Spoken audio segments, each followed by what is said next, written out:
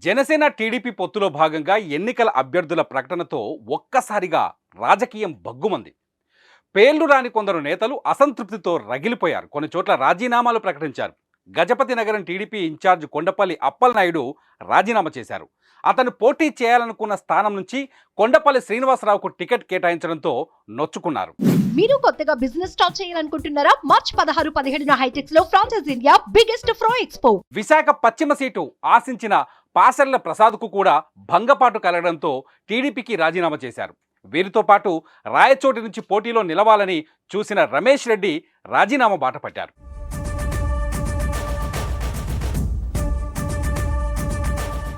కృష్ణా జిల్లా పెడన నియోజకవర్గం టీడీపీలో అసంతృప్తి నెలకొంది. పెడన టికెట్ను కాగిత కృష్ణప్రసాద్కు ప్రకటించారు పార్టీ అధినేత చంద్రబాబు. దీంతో తనకు సీటు దక్కకపోవడంపై బూరగడ్డ వేదవ్యాస్ తీవ్ర అసంతృప్తితో వ్యక్తం చేశారు.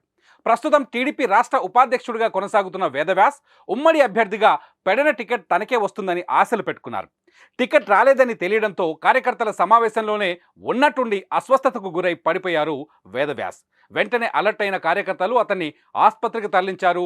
అనంతరం తేరుకున్నాక బూరగడ్డ వేదవ్యాస్ మాట్లాడుతూ చంద్రబాబు నమ్మించి మోసం చేస్తారని అనుకోలేదని ఆగ్రహం వ్యక్తం చేశారు.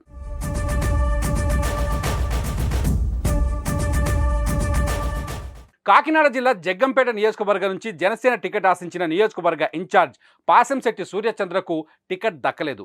పొత్తులో భాగంగా జగ్గంపేట టీడీపీకి కేటాయించారు. ఇక్కడ మాజీ ఎమ్మెల్యేగా ఉన్న జ్యోతుల నెహ్రూ టీడీపీ నుంచి టికెట్ దక్కించుకున్నారు. అయితే మొదటి నుంచి జనసేనలో కష్టపడుతూ టికెట్ ఆశించిన సూర్యచంద్ర సీటు దక్కకపోవడంతో ఒక్కసారిగా కంటతడి పెట్టుకున్నారు.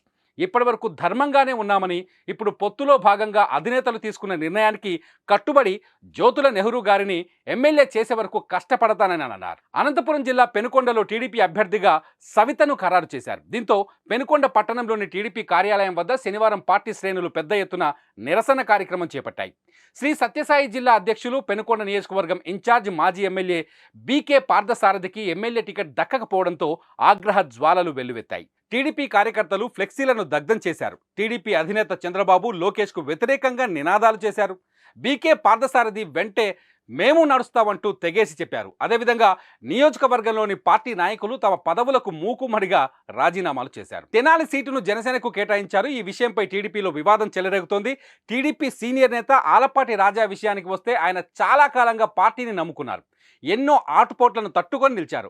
ఆయనకు టీడీపీ అధిష్టానం టికెట్ ఇవ్వకుంటే మూకుమ్మడి రాజీనామాలకు పాల్పడతామని ఆయన అనుచరులు ప్రకటించారు. ఈ విధంగా తొలి జాబితాతో ఆగ్రహ జ్వాలలు ఎగిసిపడుతున్నాయి.